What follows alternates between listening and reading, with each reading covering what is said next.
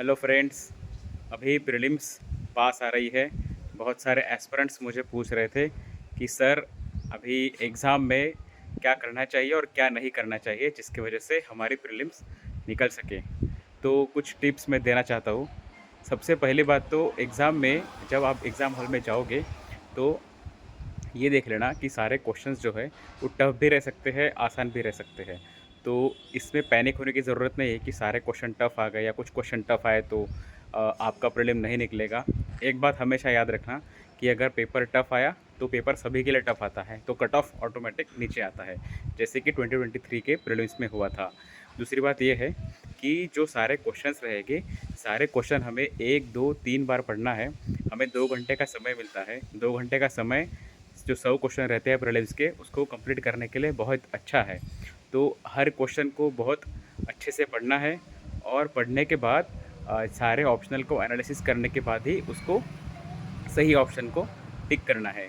ऐसा मत करना कि आपको आंसर पता होने के बाद भी आपने गलत ऑप्शन को टिक किया और आपके यहाँ पे 0.66 नंबर कम हो जाएंगे और 2 नंबर तो वैसे ही कम हो जाएंगे।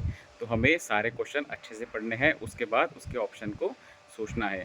दूसरी बात यह है कि अधिकतर ऐसा देखा गया है कि यूपीएससी के पेपर में जो एक्सट्रीम सेंटेंस रहते हैं वो अक्सर गलत रहते हैं। तो ऐसे सेंटेंस को ध्यान से देखना है। अगर वो गलत होंगे तो हमें आसानी होगी हमारा ऑप्शनल एलिमिनेट करने के लिए।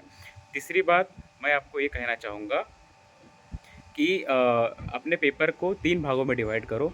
ऐसा हमेशा होता है कि कुछ क्वेश्चन बहुत सिंपल रहते हैं। जो सिंपल क्वेश्चन है सबसे पहले हमें उसे अटेम्प्ट करना है।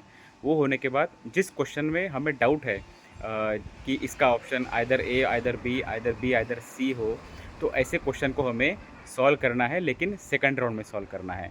और थर्ड राउंड में उस क्वेश्चन को सॉल्व करना है जिसमें हमें इसमें का केवल एक ही ऑप्शन पता है। तो इस क्वेश्चन में हमें रिस्क ले सकते हैं, लेकिन जो जिस क्वेश्चन में हमें 50-50 लग रहा है, उस क्वेश्चन में मुझे लगता है कि आपने रिस्क लेनी चाहिए। और जिस क्वेश्चन में हमें कुछ भी नहीं पता, जो हमारे लिए पूरा का पूरा नया है, उस क्वेश्चन को मुझे लगता है कि आपने यहाँ पे अटेम्प्ट नहीं करना चाहिए। तो और आपने ऑलमोस्ट 75 प्लस क्वेश्चन अटेम्प्ट करने चाहिए। आप अभी मुझे पता है कि मॉक टेस्ट लगा रहे होंगे। मॉक टेस्ट में आपका कितना स्कोर आया है, इसके ऊपर आप ज़्यादा फोकस मत करो।